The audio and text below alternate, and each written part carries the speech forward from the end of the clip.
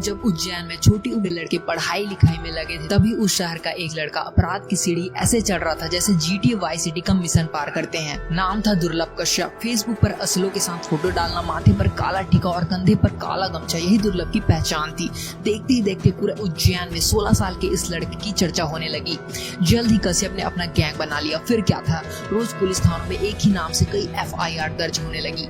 Police भी हैरान थी कि महज 16 साल का लड़का इतना आतंक कैसे मचा रहा है। अब कहानी शुरू से शुरू करते हैं। 8 नवंबर सन 2000 को एक बिजनेस कारोबारी पिता और सरकारी टीचर माँ के यहाँ किलकारी आग उठी और जन्म हुआ एक लड़के का। पिता ने नाम रखा दुर्लभ। उनका मानना था कि बड़े होकर उनका बेटा एक अच्छा और कुछ हट के काम करेगा।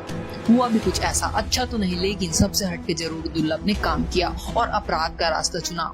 पहले स्कूल से शुरुआत की। स्कूली समय से ही दुर्लभ अपने सीनियर और जूनियर के झगड़े को निपटाने लगा। फिर धीरे धीरे स्कूल का दादा बन गया और फिर क्या, स्कूली दादा का खौफ इतना बढ़ गया कि उसकी उम्र के लड़के दुर्लभ को भी अपना सरकार मानने लगे। थोड़े दिनों में ही कश्यप ने अपनी उम्र के लड़कों के साथ मिलकर एक गैंग बना लिया। इस गैंग के लड़के कश्यप के कहने पर किसी को भी मौत के घाट उतारने को तैयार रहते थे।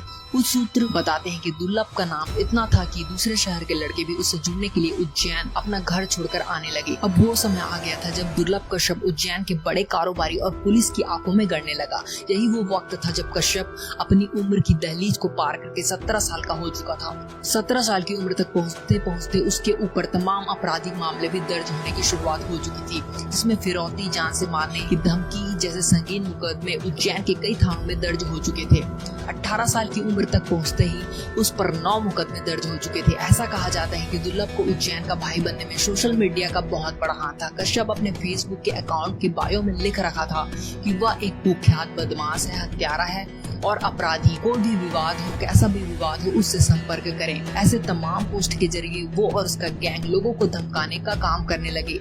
लेकिन कहते हैं ना कि अपराध की दुनिया ज्यादा बड़ी नहीं होती। जैसे ही उज्जैन पुलिस को इन पोस्ट के बारे में 27 अक्टूबर 2018 को पता चला, वैसे ही दुर्लभ और उसके 23 साथियों को गिरफ्तार कर लिया गया। और ये पहली बार था जब दुर्लभ कश्यप को जेल हुई थी। दुर्लभ कश्यप जब जेल में था तो उस वक्त के तत्कालिक SP सचिन अतुलकर ने उससे कहा था कि कश्यप, तूने कम उम्र में बहुत लोगों से दुश्मनी पाल ली है, तू जेल में है तब तक जिंदा है, बाहर निकलेगा तो कोई न कोई तुझे मार देगा। और बाद में SP साहब की भविष्यवाणी बिल्कुल सच साबित हुई। पिछले साल लॉकडाउन से पहले दुर्लभ जमानत पर छूटकर जेल से आया था और इंदौर में रहने लगा और जब लॉकडाउन खुला तो अपनी माँ के पास उज्जैन वापस चला गया। वो 6 सितंबर 2020 की रात थी जब दुर्लभ की माँ ने अपने बेटे और उसके दोस्तों के लिए दाल बाटी बनाई थी। सबने साथ बैठकर खाना खाया। इसके बाद दुर्लभ अपने 4 दोस्तों के साथ सिगरेट पीने के लिए अमन उर्फ भूरा की दुकान पर रात के 1 बजे पहुंचा। रात के करीब 1:30 बजे थे। यहाँ पर दूसरी गैंग के शाहनवाज, शादाब, इरफान, राजा, रमीर और उनके कई साथी भी उसी दुकान पर पहुंचे।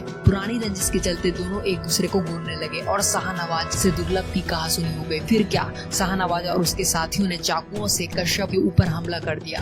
दुर्लभ ने शाहनवाज पर गोली भी चला दी जो उसके कंधे पर लगी और वो घायल हो गया। इसके बाद शाहनवाज के साथी दुर्लभ और उसके दोस्तों पर टूट पड़े। दुर्लभ के साथ उसके 4 दोस्त थे जबकि शाहनवाज के साथियों की संख्या काफी ज्यादा थी। इन लोगों ने दुर्लभ पर चाकुओं से वार करना शुरू कर दिया और उसके दोस्त अपनी जान बचाकर भाग गए। कश्यप के दोस्त अभिषेक शर्मा का कहना है कि शादाब चाकू मार रहा था और चाय वाला बुरा कह रहा था कि शादाब भाई, इसे खत्म कर दो, जिंदा मत छोड़ना। दुर्लभ को 34 बार चाकू से गुदा गया था और मात्र 20 साल की उम्र में उसकी मौत हो गई। इस गैंगवार की खबर से पूरे उज्जैन की नींद खुल गई। हर चैनल पर बस कश्यप की खबरें चल रही थी। वो माँ जिसने कुछ समय पहले अपने बेटे को खाना खिलाया था, थोड़ी ही देर बाद अपनी बेटी की शिनाख्त करने के लिए उसे बुलाया गया। दुर्लभ की मौत के 7 महीने बाद उसकी माँ पद्मा ने भी इस दुनिया को अलविदा कह दिया। पिता मनोज कश्यप चाहते हैं कि जिस राह पर उसका बेटा गया उस रास्ते पर कोई भी ना चले। दुर्लभ हत्याकांड के मुख्य आरोपी को भी जेल में उसकी मौत हो गई।